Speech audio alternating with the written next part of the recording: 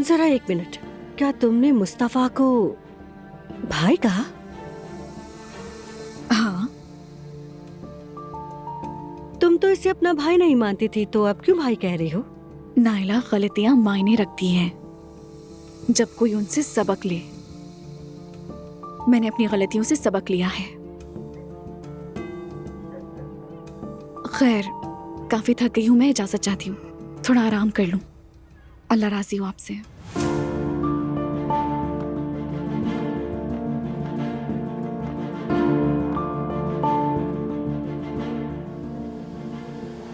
ये वाकई बहुत अजीब है।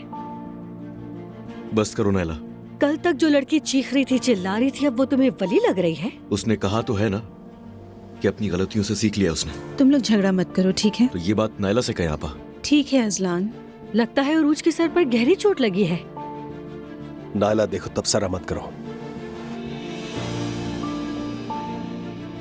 मैं सोने जा रही हूँ, तुम लोग भी इन फजूल बातों में मत पड़ो।